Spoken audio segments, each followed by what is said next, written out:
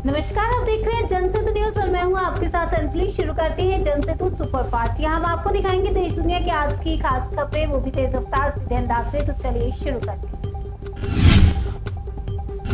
पश्चिम बंगाल के बांकुड़ा में गृह मंत्री अमित शाह ने चुनावी रैली की। शाह ने सीएम ममता बनर्जी और टीएमसी पर जमकर निशाना साधा। शाह ने बंगाल से सीएम ममता के सिंडिकेट को खत्म करने का वादा किया। उन्होंने कहा कि बंगाल में कुछ भी लेना हो तो पहले कट मनी लेना पड़ता है। ये सिंडिकेट बंगाल की जनता का खून चूस रहा है। बीजेपी की सरकार बनते ही ममता के सिंडिकेट को हम उल्टा लटकाकर सीधा कर देंगे। पश्चिम बंगाल में चुनावी प्रचार के बीच साधु संतों से बदसलूकी का मामला सामने आया। बंगाल की सबसे हाई प्रोफाइल भवानीपुर सीट पर साधु संतों से मारपीट की खबर सामने आई है। टीएमसी पार्षद और असीम बसु पर आश्रम में घुसकर संतों से बदसलूकी करने का आरोप लगा है। मंदिर के महंत ने दावा किया कि फोन छीनने की कोशिश हुई और एक साधु को थप्पड़ भी चढ़ा गया। आश्रम की ओर से यह भी आरोप लगाया गया है कि साधु पर बीजेपी का एजेंट बताकर उन्हें टारगेट किया गया, साथ ही उन्हें प्रचार करने से भी रोका गया। नीतीश कुमार के राज्यसभा सदस्य की शपथ लेने के बाद से बिहार के अगले मुख्यमंत्री के नामों को लेकर सियासी गलियारों में हलचल थी। सुबह सूत्रों के मुताबिक राज्य के मौजूदा डिप्टी सीएम सम्राट चौधरी का नाम सीएम की रेस में सबसे आगे है। बताया जा रहा है कि नीतीश के बाद वो ही अगले सीएम बनेंगे। कल जब नीतीश कुमार राज्यसभा सांसद के शपथ लेने के लिए दिल्ली आए थे, तभी सम्राट उनके साथ मौजूद थे। महात्मा ज्योतिबा फुले की आज 200वीं जयंती है और इस मौके पर संसद परिसर में पुष्पांजलि कार्यक्रम रखा गया। कार्यक्रम में राष्ट्रपति, उपराष्ट्रपति, प्रधानमंत्री मोदी, लोकसभा अध्यक्ष और नेता प्रतिपक्ष राहुल गांधी समेत कई केंद्रीय मंत्री और सांसद शामिल हुए। सभी नेताओं ने ज्योतिबा फुले की प्रतिमा पर पुष्प अर्पित कर श्रद्धांजलि दी। संसद परिसर से आज एक अलग तस्वीर सामने आई, जहां प्रधानमंत्री मोदी और नेता प्रतिपक्ष राहुल गांधी दोनों एक दूसरे से करीब 2 मिनट तक बातचीत करते नजर आए। मौका था ज्योतिबा फुले की 200वीं जयंती पर आयोजित श्रद्धांजलि कार्यक्रम का। मोदी और राहुल किस मुद्दे पर बातचीत कर रहे थे यह तो अभी सामने नहीं आया, लेकिन वीडियो में दोनों गंभीरता से बातचीत करते दिखे। इस दौरान जेपी नड्डा और जुगल किशोर मेघवाल भी पास ही मौजूद। यूपी के लखीमपुर खीरी से सीएम योगी ने नाम लिए बिना सपा प्रमुख अखिलेश यादव पर निशाना साधा। सीएम योगी ने कहा कि आज प्रदेश के हर जिले से समान रूप से विकास हो रहा है। राज्य के 25 करोड़ लोग हमारा परिवार है, लेकिन 2017 से पहले विकास सिर्फ सफाई में होता था। एक ही परिवार को लाभ मिलता था। गरीबों के हक पर डकैती डाल के एक ही परिवार ही सब कुछ हजम कर जाता था।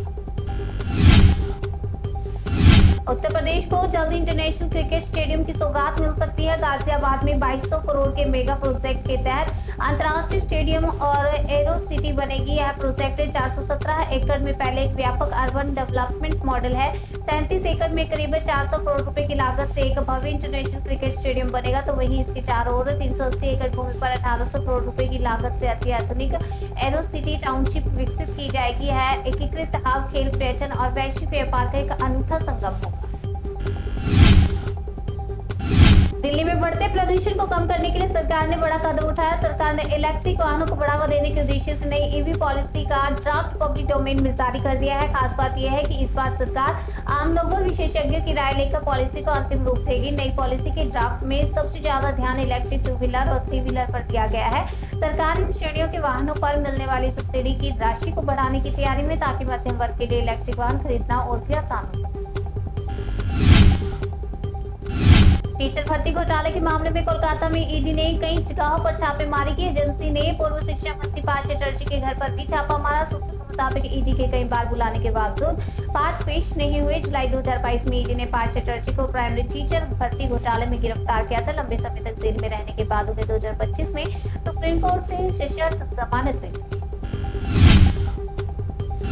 कर्नाटक के धारवाड़ में अज्ञात हमलावरों ने यूथ कांग्रेस नेता फिरोज खान पठान की धारदार हथियार से हत्या कर दी। शुक्रवार देर रात अज्ञात हमलावर फिरोज के घर में घुसे और धारदार हथियार से हमला बोल दिया, जिसमें फिरोज की मौके पर ही मौत हो गई। हत्या के बाद से परिवार सदमे में है। घर वालों का रो रो कर बुरा हाल है। फिलहाल पुलिस ने मामला दर्ज कर लिया और जांच के लिए एक विशेष जांच टीम का भी गठन किया। उत्तर प्रदेश के मिर्जापुर में बाइक सवार बदमाश ने विध्यांचल वरिष्ठ वकील और ग्राम प्रधान राजीव सिंह की गोली मारकर हत्या कर दी है। हत्या के बाद से इलाके में सनसनी फैल गई। इस हत्या की पूरी वारदात सीसीटीवी में कैद हो गई, जिसका वीडियो सोशल मीडिया पर वायरल हो रहा है। फिलहाल पुलिस ने मामला दर्ज कर लिया और आरोपियों की तलाश में जुट गई है।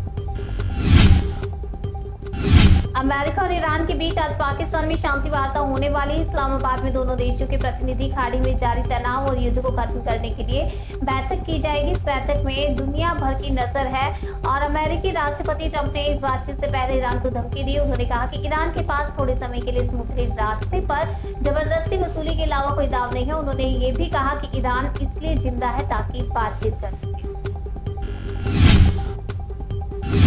ईरान के साथ बातचीत के लिए अमेरिका का प्रतिनिधि मंडल पाकिस्तान में मौजूद है। राष्ट्रपति जो बाइडेन ने इस मंडल का नेतृत्व कर रहे वेंस पूर्व मरीन हैं और विदेश नीति में सैन्य हस्तक्षेप के बजाय कूटनीति को प्राथमिकता देने के लिए जाने जाते हैं। प्रतिनिधिमंडल में राष्ट्रपति ट्रंप के विशेष दूत स्टीव विटकॉफ शामिल हैं, साथ ही ट्रंप के दामाद जेरेड कुशनर और अमेरिकी सेंट्रल कमांड सेंटकॉम के कमांडर डेव कूपर भी डेलीगेशन का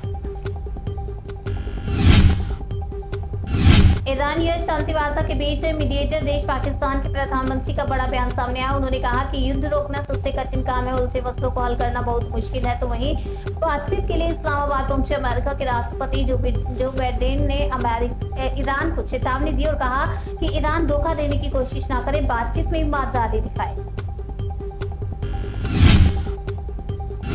अमेरिका और ईरान के बीच बातचीत के चलते पाकिस्तान की टेंशन अब बढ़ गई है। पाकिस्तान सरकार ने इस्लामाबाद और रावलपिंडी में लॉकडाउन का ऐलान कर दिया है। स्कूल और कॉलेज के अलावा सरकारी और प्राइवेट दफ्तरों में छुट्टियों का ऐलान कर दिया गया। साथ ही सभी बाजार, मॉल और दुकानों को बंद कर दिया। चप्पे चप्पे पर पाकिस्तानी रेंजर्स और सेना के जवान तैनात है। रावलपिंडी और इस्लामाबाद को कनेक्ट करने वाले सड़कें और हाईवे भी बंद कर दिए गए। लेबनान पर हमले को लेकर अमेरिकी राष्ट्रपति ट्रंप और इजरायली पीएम नेतन्याहू की बातचीत हुई है। राष्ट्रपति ट्रंप ने नेतन्याहू को फोन पर बातचीत कर लेबनान में हमले रोकने को कहा। ट्रंप के एक फोन कॉल के बाद नेतन्याहू ने लेबनान पर अपने हमले की रणनीति में बड़ा बदलाव किया। लेबनान पर अब किसी भी हमले से पहले इजरायली सेना को नेतन्याहू की स्पेशल मंजूरी लेनी होगी। हालांकि इजरायली सेना के सूत्रों के हवाले से कहा गया है कि इसे लेबनान के साथ सिर्फ सीज़फायर के तौर पर न देखा जाए। पाकिस्तान में हो रही ईरान यूएस की शांति वार्ता पर कांग्रेस नेता शशि थरूर ने कहा कि पाकिस्तान शांति लाए या कोई और अशांति होनी चाहिए, युद्ध खत्म होना हमारे हित में भी है, जिसका असर भारत पर भी पड़ रहा है। हम पुराने सभ्यता हैं और हमें छोटा नहीं बड़ा दिल दिखाना चाहिए, लेकिन शांति वार्ता में पाकिस्तान के बुरे कामों से ध्यान नहीं हटेगा। रिलायंस इंडस्ट्रीज के एग्जीक्यूटिव डायरेक्टर अनंत अंबानी ने पूरे परिवार के साथ अपना 31वां जन्मदिन मनाया। जश्न के इस मौके पर गुजरात का जामनगर भजन कीर्तन से झूम उठा। अंतारा में आध्यात्मिक भजनों के साथ आधुनिक उत्सव का माहौल भी देखने को मिला। जन्मदिन के जश्न का मुख्य आकर्षण एक शानदार भजन संध्या थी, जिसमें लोक गायिका मैली ठाकुर के साथ साथ भारत के नामी संगीतकारों ने अपनी शानदार प्रस्तुति से समा बांध दिया। भजन संध्या में पूरा अंबानी परिवार भक्ति संगीत की धुन पर थिरकता नजर आया। नीता अंबानी हाथ जोड़े हुए राधे राधे बोल की धुन पर धीरे धीरे झूमते दिखी। मुकेश अंबानी भी प्रार्थना में लीन दिख रहे हैं। अनंत और राधिका भी उस आध्यात्मिक माहौल में सराबोर दिखे। सब पूरे जोश में भजन गा रहे हैं। जश्न के इस मौके पर अंबानी परिवार ही नहीं बल्कि जामनगर में बॉलीवुड सितारों का भी जमावड़ा लगा। भजन संध्या में धुरंधर स्टार रणवीर सिंह, जाह्नवी कपूर, गौरी खान समेत कई सितारे भक्ति भाव में लीन दिखे। रणवीर और जाह्नवी ने गरबा से इस शाम को और भी ज्यादा खास बना। देहरादून में ऑपरेशन प्रहार के तहत एसटीएफ ने बड़ी कार्रवाई करते एक संदिग्ध आतंकी को गिरफ्तार किया। आरोपी विक्रांत के पास से भारी मात्रा में हथियार और संदिग्ध सामग्री भी बरामद हुई है। सूत्रों के मुताबिक संदिग्ध आतंकी किसी भी बड़ी वारदात को अंजाम देने की तैयारी में था। एसटीएफ के अनुसार विक्रांत का इंस्टाग्राम के जरिए पाकिस्तानी हैंडल से संपर्क हुआ, जिसके बाद उसने उत्तराखंड के कई संवेदनशील स्थानों की फोटो और वीडियो पाकिस्तान स्थित आतंकी संगठनों तक पहुंचाई। खाड़ी मुजारे संकट के बीच देश में गैस सिलेंडर की कालाबाजारी थमने का नाम नहीं ले रही है। मुंबई में खाद्य आपूर्ति विभाग ने छापेमारी कर अवैध रूप से स्टोर किए 451 सिलेंडर और 8 गाड़ियां जब्त की हैं। जानकारी के मुताबिक 19 किलो वाले कमर्शियल सिलेंडर बिना लाइसेंस के अवैध रूप से स्टोर और ट्रांसपोर्ट किए जा रहे थे। जांच के दौरान जय हिंद गैस एजेंसी पर सरकारी नियमों के उल्लंघन और अवैध भंडारण के आरोप लगे हैं। पुलिस ने एजेंसी चालक के खिलाफ मामला दर्ज कर आगे की कार्रवाई शुरू कर दी है। वृंदावन नाव हादसे में दूसरे दिन भी रेस्क्यू ऑपरेशन जारी है। रेस्क्यू टीम ने नदी से एक और शव को बरामद कर लिया है। अभी भी 4 लोग लापता हैं, जिनकी तलाश के लिए ऑपरेशन जारी है। बता दें कि कल नदी में नाव पलटने से हादसा हुआ था, जिसमें 11 यात्रियों की डूबने से मौत हो गई, जबकि कई लोग घायल हुए, जिनका अस्पताल में इलाज चल रहा है, जबकि 4 लोग लापता हैं। तो वहीं पुलिस ने मामले में कार्रवाई करते हुए नाविक और ठेकेदार के खिलाफ केस दर्ज कर दिया।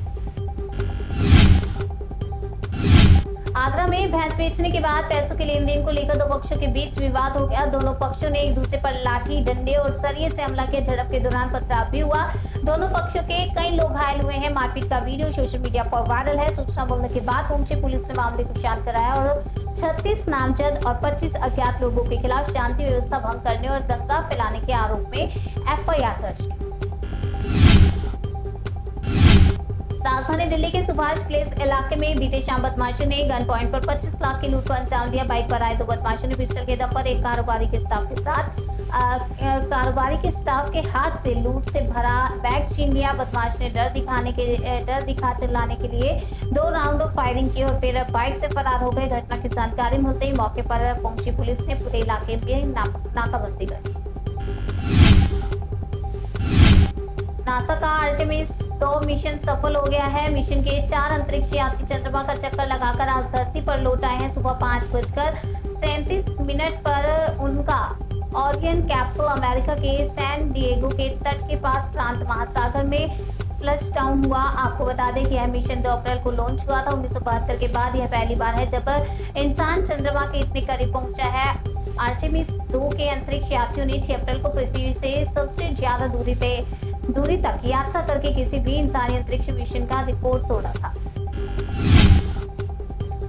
रोहतक में पटाखों के गोदाम में ब्लास्ट के बाद आपको बता दें ब्लास्ट के साथ आग लगने से 2 लोगों की मौत हो गई है, जबकि गोदाम में मौजूद एक बच्चे के साथ 14 लोग झुलसे झुलसने की वजह से बुरी तरह से जख्मी हो गए हैं। घायलों को तुरंत पास के अस्पताल में इलाज के लिए पहुंचाया गया, जहां कुछ घायलों की हालत काफी गंभीर बताई जा रही है। फायर फाइटर्स की टीम ने कड़ी मशक्कत के बाद आग पर काबू पाया। हालांकि तब तक पूरा गोदाम जलकर खाक हो चुका था। पटाखा गोदाम में ब्लास्ट क्यों, जो कि क्या कारण इसके पीछे रहा, अब इसकी जांच जारी है।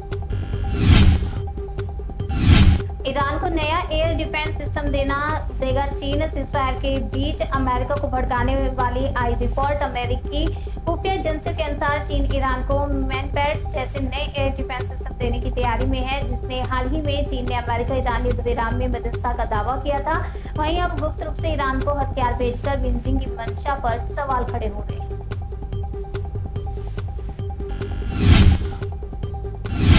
40 साल पहले अपनी ही रिश्तेदार से की थी दरिंदगी, पिटने के बाद हो गया था फरार। ढोंगी अशोक खरात फाइल्स का एक नया पन्ना। अशोक खरात का 46 साल पुराना आपराधिक इतिहास सामने आया है। 1980 में 20 साल की उम्र में उसने अपनी एक निसंतान रिश्तेदार का यौन शोषण किया था, जिसके बाद ग्रामीणों ने उसकी पिटाई की थी। वो 15 साल तक नाम बदलकर फरार रहा। वर्तमान में उसके कई अश्लील वीडियो भी इंटरनेट पर वायरल हुए हैं। संविधान बदलना चाहती है बीजेपी। अल्पसंख्यक सम्मेलन में तेजस्वी यादव का बड़ा हमला। तेजस्वी यादव ने अल्पसंख्यकों से भाजपा द्वारा संविधान बदलने की कोशिशों के प्रति सचेत रहने का आह्वान किया है। उन्होंने कहा कि देश के मौजूदा दौर को समझना और एकजुट रहना जरूरी है। आरजेडी नेता ने पूर्व में हुई गलतियों को सुधारने और बूथ स्तर पर पार्टी को मजबूत करने का संकल्प भी लिया, ताकि संविधान और लोकतंत्र को बचाया जा सके। सोने चांदी के दाम में लगी आग। 10 ग्राम सोना 1.5 लाख के पार। खरीदने से पहले देखें नया रेट। सोने और चांदी की कीमतों में लगातार तीसरे हफ्ते में भारी उछाल जारी है। घरेलू बाजार में 10 ग्राम सोने का भाव लगभग 1.5 लाख रुपए के पार निकल गया है, तो वहीं चांदी भी 2.5 लाख के करीब पहुंच गई है। कमजोर अमेरिकी डॉलर और सुरक्षित निवेश की बढ़ती मांग ने दामों में आग लगा दी। जनसे तो सुपर फास्ट में आज के लिए फिलहाल इतना ही। तब तक के लिए बने रहिए हमारे साथ और देखते रहिए जनसे तो न्यूज़ जनसे।